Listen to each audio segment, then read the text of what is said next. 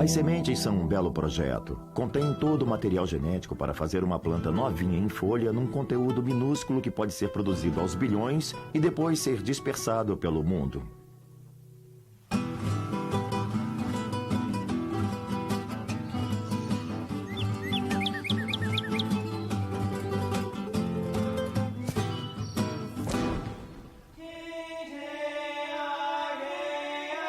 O mundo secreto dos jardins.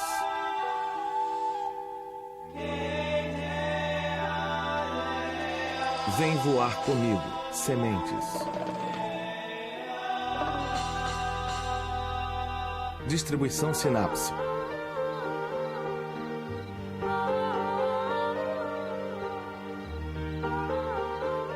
As flores são estruturas de reprodução que, em geral, contêm as partes masculina e feminina. Quando as duas se unem, podem produzir toda uma nova geração, os frutos.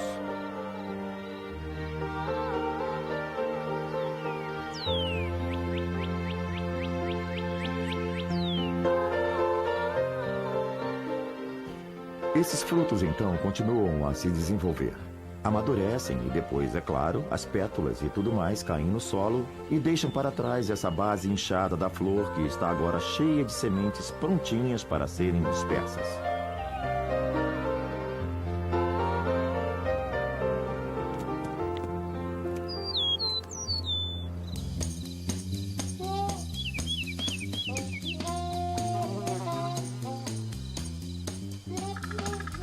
Embora as sementes existam em várias formas diferentes, todas têm apenas uma função: produzir a próxima progenie, ou seja, a nova prole.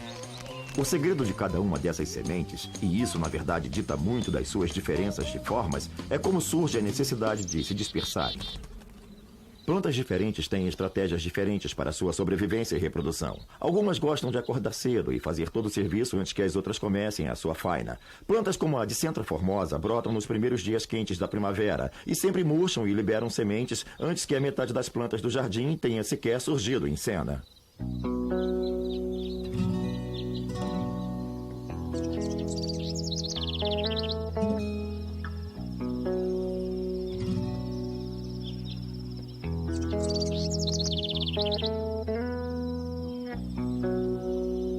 Uma outra planta efêmera de primavera que fica linda num jardim silvestre é a raiz vermelha. Como outras plantas silvestres, se desenvolve no início da estação para aproveitar bem o sol. A raiz vermelha tem um esquema bem elaborado para dispersar suas sementes. Elas liberam através de umas agulhetas uma substância doce, como num jogo de sedução, para tornar cada semente um pouco mais atraente.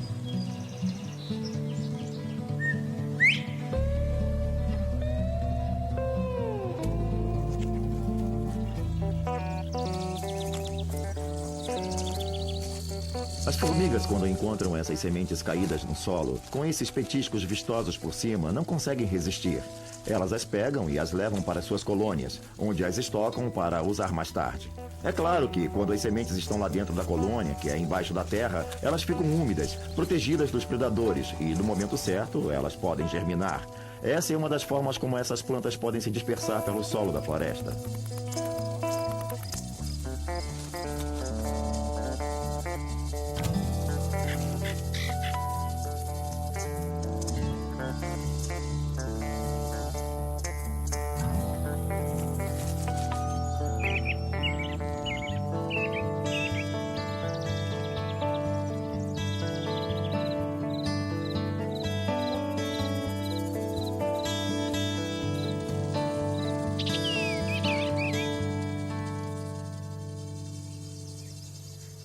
Em alguns casos, quando uma semente quer se dispersar, o melhor lugar é um que seja perto de onde a planta-mãe estava originalmente.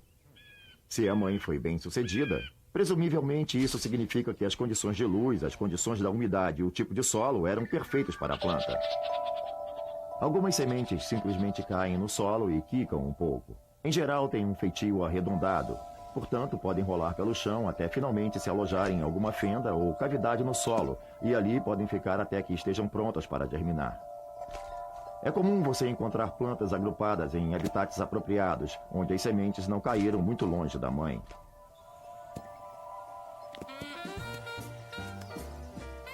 Por outro lado, é muito difícil alcançar um novo habitat. Por isso, muitas plantas precisam achar meios de se dispersar até lugares mais distantes. Elas precisam, então, fazer uso de outro tipo de agente do ambiente, o que, na verdade, pode ser qualquer coisa.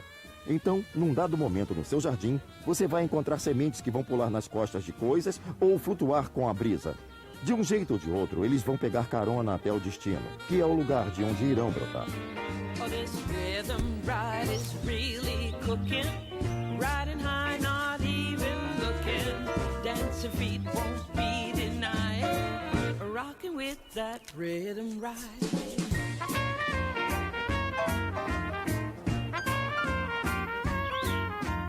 In a hot rod or a freight train, I like riding in an airplane.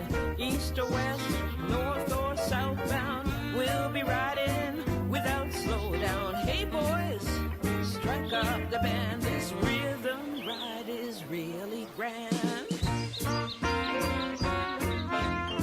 When the band has got a groove on, I'll go get my dancing shoes on. And when that beat is in the pocket, well, it's like riding in a rocket. Hey boys, strike up the band. This rhythm ride is really grand.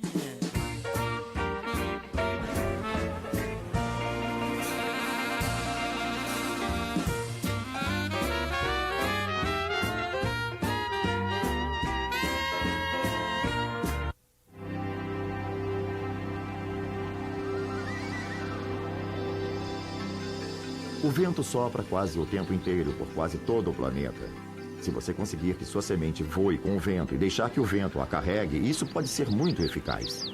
Mas você precisa ter a forma certa de semente.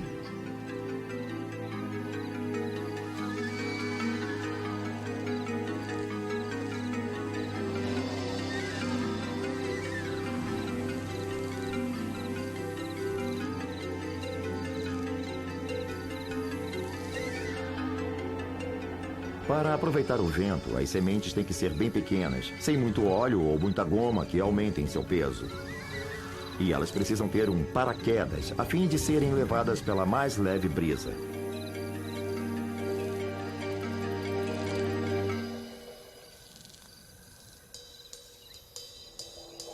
A maneira de as plantas contornarem o problema da dispersão pelo vento sem um paraquedas é ganhando um pouco mais de peso.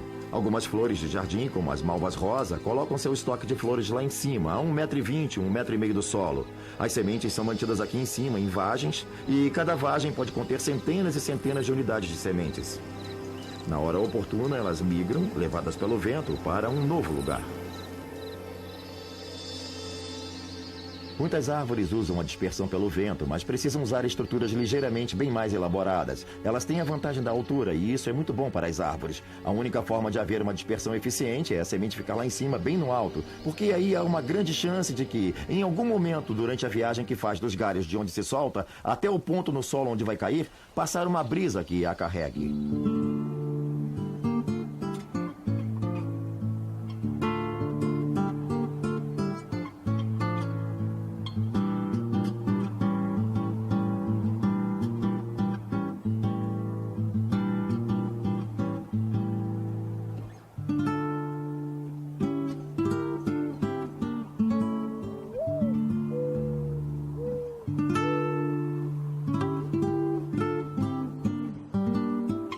Em geral, as árvores têm um mecanismo como uma pequena asa na semente.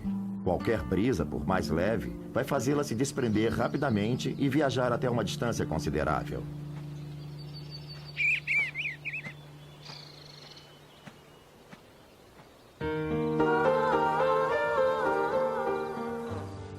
Às vezes, o sistema de dispersão pelo vento não é tão óbvio. Muitas plantas, na verdade, usam um mecanismo que é basicamente como um saleiro, ou esses vidrinhos com furinhos onde se põe pimenta em pó. Toda vez que o vento sopra, a haste é empurrada de um lado para o outro e a cada vez algumas sementes caem lá de cima.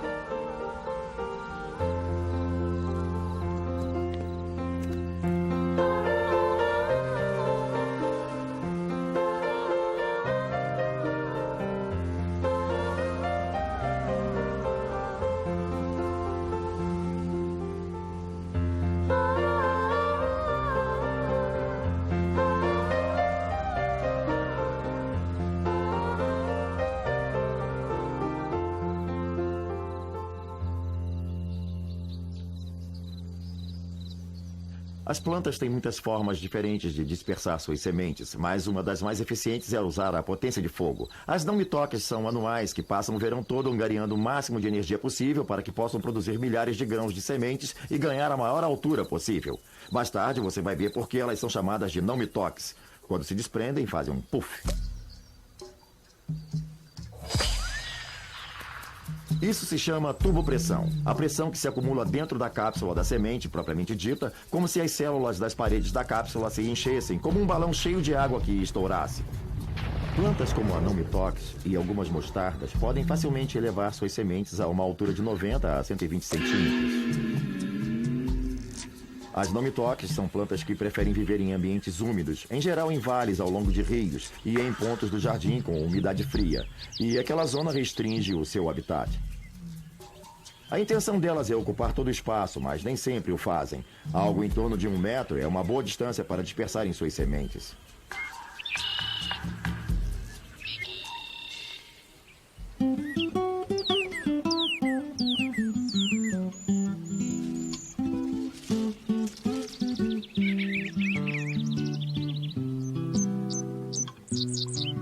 As plantas têm um longo histórico de usar animais para quase tudo, da polinização à dispersão. Alguns dos melhores exemplos, claro, são as árvores grandes que produzem nozes, como castanhas e bolotas.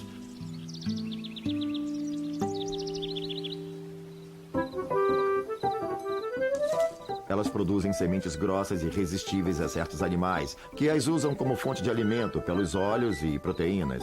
Eles pegam essas sementes e as transportam para outros lugares com a intenção de armazená-las. A notícia boa para a planta é que, às vezes, esses animais esquecem onde as armazenaram e, mais tarde, essas sementes podem germinar em local bem longe do local original da planta-mãe. Só o que a semente precisa é ter um aspecto tentador que logo virá um animal para dispersá-la.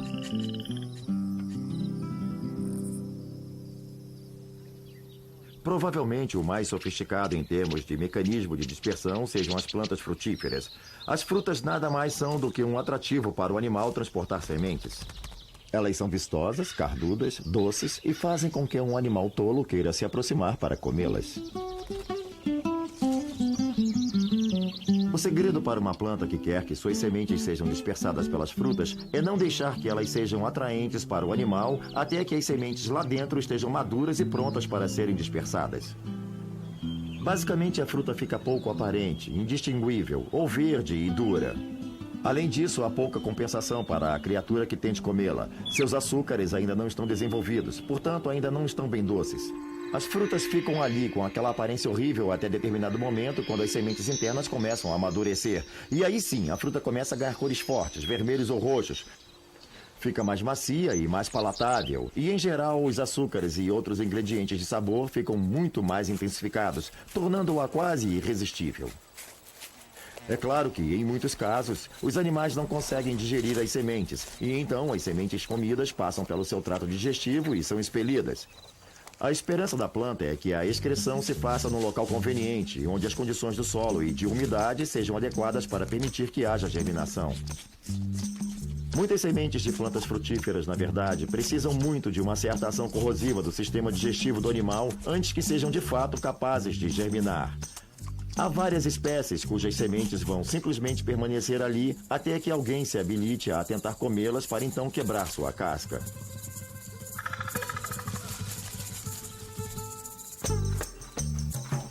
Mas existe mais de uma maneira de se pegar carona. Pergunte aos criadores do velcro que se inspiraram nas plantas.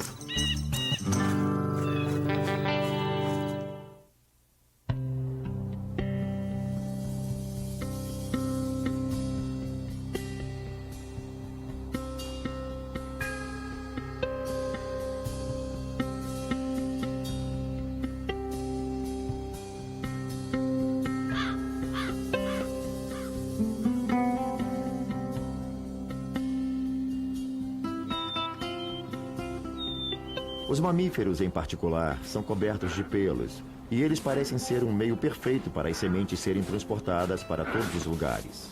A outra vantagem dos mamíferos é que eles costumam fazer o mesmo caminho seguidamente, então você só precisa se fixar na passagem habitual e esperar, porque algum animal vai aparecer e levar suas sementes para você.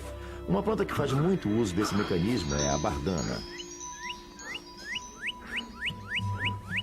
A rebarba, propriamente dita, é composta de duas partes. Uma casca recoberta por espinhos e uma câmara interna cheinha de sementes escuras. São oportunistas e aproveitam qualquer chance de pegar uma carona até o local novo. E são tão persistentes que, quando você tenta desesperadamente desalojá-los, não consegue evitar quebrar a casca e liberar as sementes. Muitas outras plantas usam o mesmo tipo de mecanismo. A amor do campo, às vezes chamada de flor do campo, também tem uma estrutura de fixação assim. Cães e outros animais peludos não são as únicas criaturas que podem dispersar essas sementes. As pessoas, principalmente jardineiros, funcionam como agentes de transporte, quando as pequenas cápsulas se agarram às suas calças ou saias e são carregadas, podendo chegar bem longe.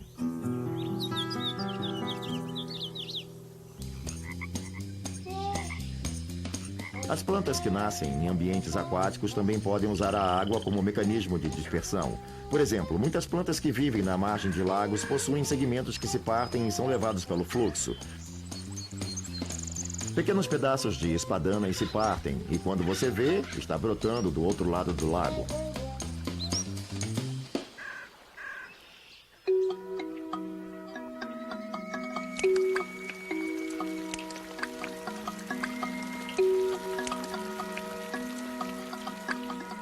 Mesmo a chuva é algo que as plantas exploram. Para nós, os pingos são pequenininhos e delicados, mas tudo é relativo. Para as plantas, os pingos de chuva são uma força a ser utilizada como mais um meio de dispersão de sementes.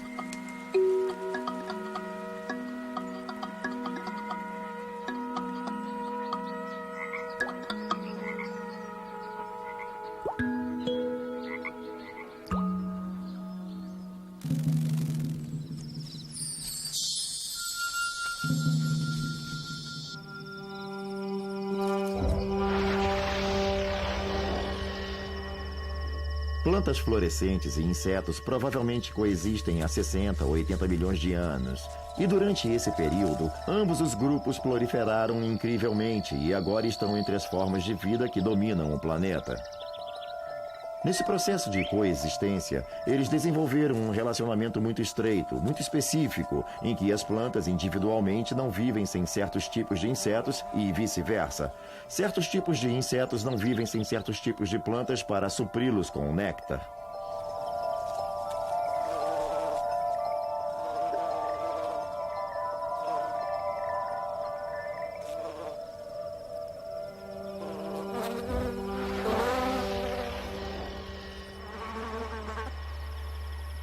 É no decorrer desse relacionamento que as plantas mostram suas verdadeiras cores.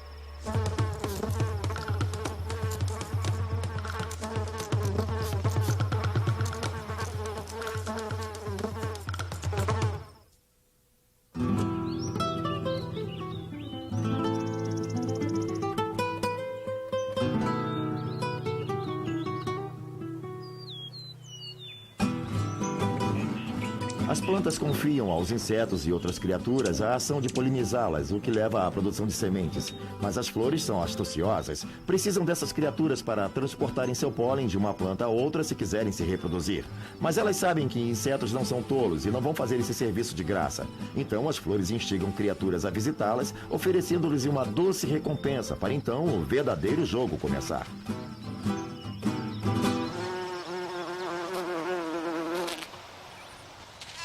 Muitas plantas se especializaram em usar diferentes tipos de insetos como polinizadores. Algumas se especializaram em usar abelhões, abelhas comuns ou abelhas solitárias. E é comum vermos flores cuja forma é determinada pelo tipo de polinizador que elas procuram. Por exemplo, se o inseto que ela deseja for grande como um abelhão, a flor terá uma formação bem aberta, com uma corola bem longa para que o abelhão caminhe sobre ela para sugar o néctar. Isso significa que, ao caminhar pelo tubo da flor, seu corpo felpudo vai ficar coberto de pólen e ele poderá transportá-lo para a próxima flor. Às vezes, o sistema não é inteiramente à prova de tolos. Embora as plantas em geral façam os insetos fazerem um grande esforço para entrar pela flor adentro a fim de sugar o néctar e transportar o pólen, alguns insetos criaram estratégias com as quais podem enganar o mais hábil planejamento da flor. O que eles fazem? Eles vão para as costas da flor e comem um pedacinho dela, chegando até os néctares e sorvendo-os sem terem o trabalho de entrar por dentro da flor. Isso, é claro, não atinge a finalidade da flor. Então, invariavelmente, as plantas desenvolvem contra-estratégias para esses casos. Eventualmente, as plantas podem desenvolver pétalas mais espessas, que são mais difíceis de se morder, e desenvolvem tubos mais estreitos para que as línguas compridas tenham que se aprofundar ainda mais, e podem até começar a esconder os néctares bem fundo na flor, de forma que a abelha que queira o néctar tenha que procurar por ele.